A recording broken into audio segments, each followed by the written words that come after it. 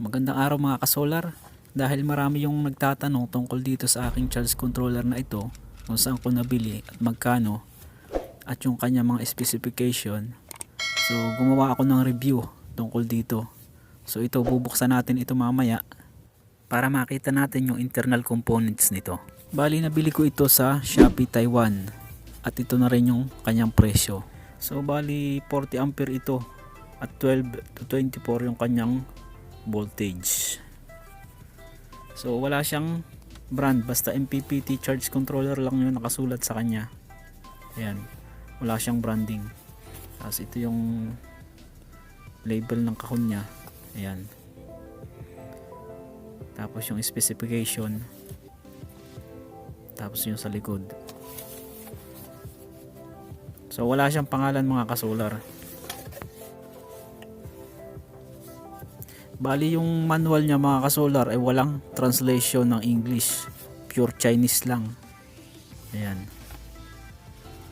So hindi natin mababasa. So gamitin na lang natin yung Google Translate mga kasolar para maintindihan natin kung ano yung mga nakasulat dito. Kasi wala talaga siyang English translation.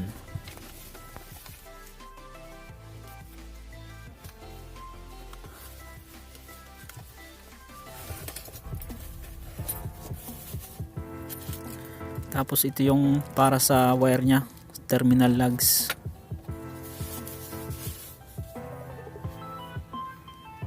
So yan mga kasolar yung ating unit.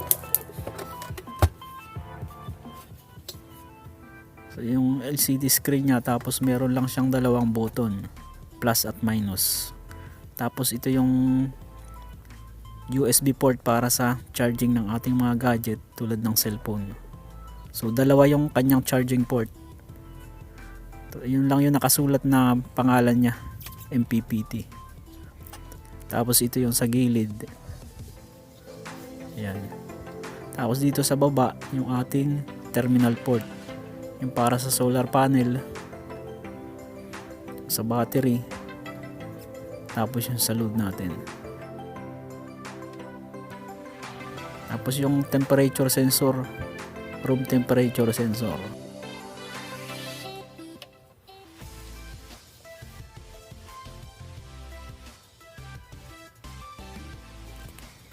Tapos tong dito sa label nya, yung 140D Wi-Fi.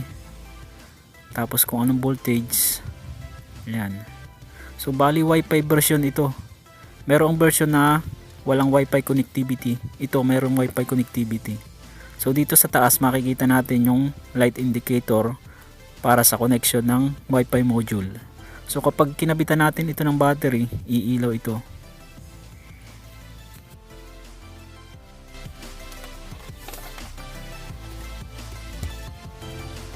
Tapos kabitan natin ng battery mga kasolar para makita natin yung settings nya. Kakabit muna natin yung wiring.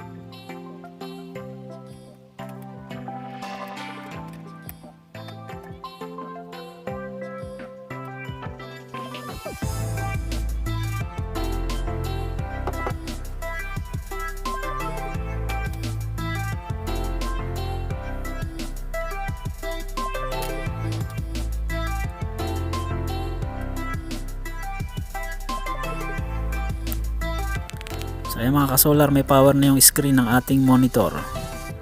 So makikita natin dito naka-display kung anong klase ng battery yung nakaset sa kanya. So try natin pumasok dun sa settings para makita natin yung mga parameter nya.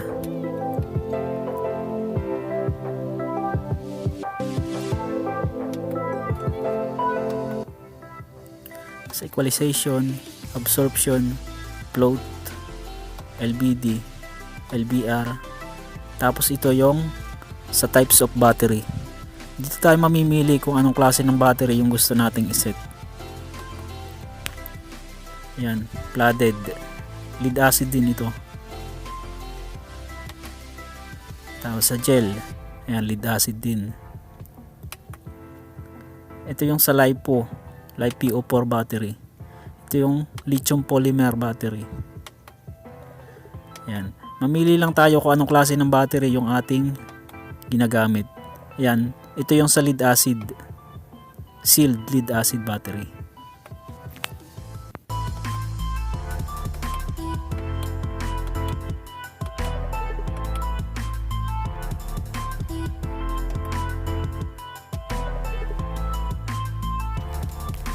Tapos dito sa taas mga ka-solar, makikita natin yung indicator o light indicator para sa Wi-Fi connection. Ayan, kapag walang connected na device, nagbi-blink yung kulay dilaw na ilaw. Kapag may connected na device, yan, naka-steady lang yung ilaw niya.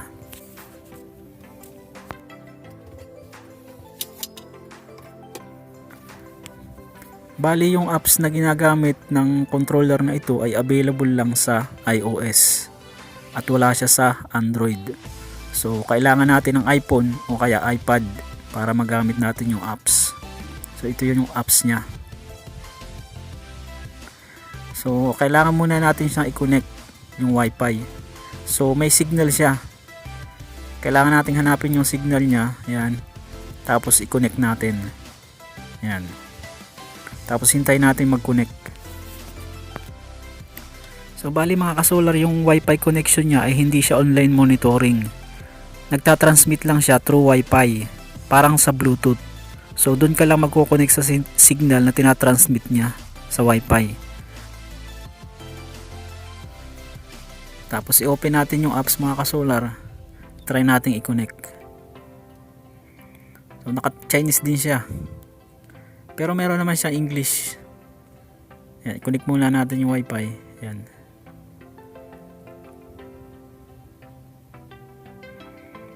Parang ayaw pang mag-connect mga ka-solar. Yan, nagdi-disconnect.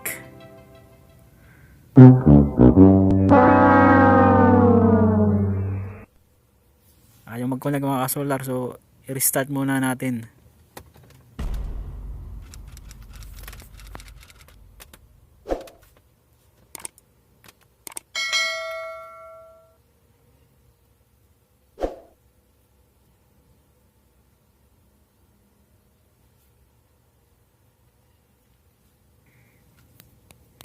So yan mga ka-solar, nag-connect na yung ating Wi-Fi connection.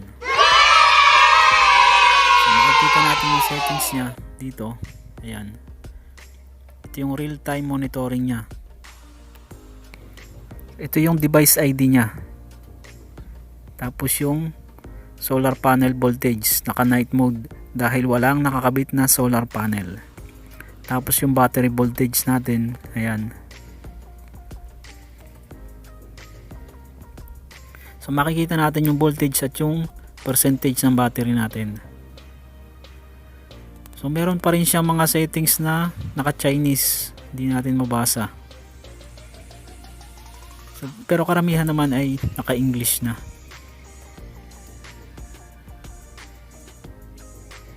Yan, tapos dito sa battery settings, yan. Kung anong option na gusto natin, user option. Yan, kung anong types of battery. Tapos dito sa advanced option, yan, pwede tayo magbago ng parameter dito. Kung anong gusto nating parameter na ilagay, pwede natin baguhin dito.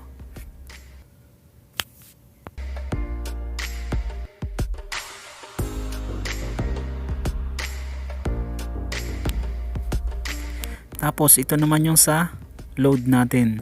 Pwede nating i-turn off o i-turn on yung load natin gamit itong ating device. So pwede natin siyang kontrolin dito. So pwede tayong mag-set ng time, ng oras, kung anong gusto natin oras mabubuhay at kung anong oras mamamatay. So ayan mga ka-solar, ngayon naman ay buksan natin itong ating charge controller para makita natin yung kanyang loob o yung mga internal components niya. Para makita natin yung kanyang laman loob. So tanggalin muna natin itong seal. Silyado pa.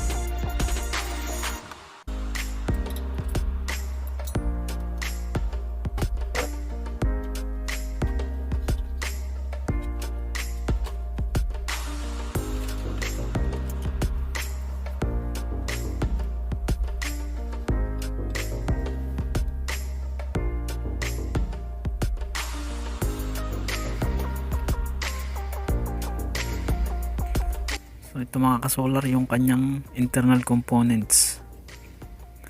Dito sa taas yung kanyang Wi-Fi module para sa connectivity. Yan.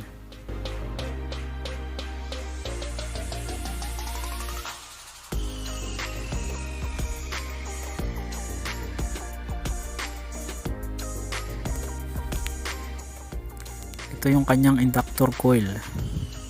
Mukha namang maayos yung pagkakagawa. So yung mga hinang mukhang okay naman.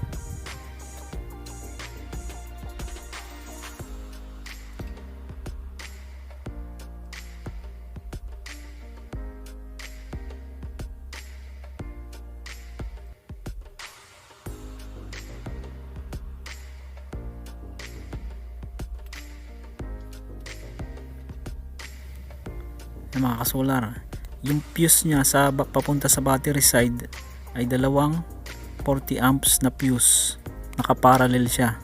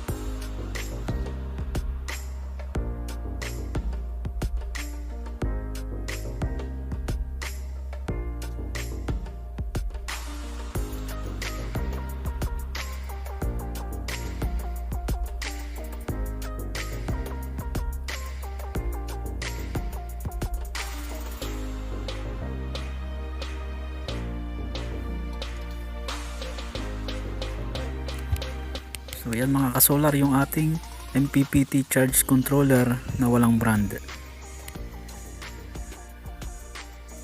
Hanggang sa susunod na video muli mga ka-solar, at huwag ninyong kalimutan na mag-subscribe sa ating channel para updated kayo sa ating mga susunod pa na video. Salamat!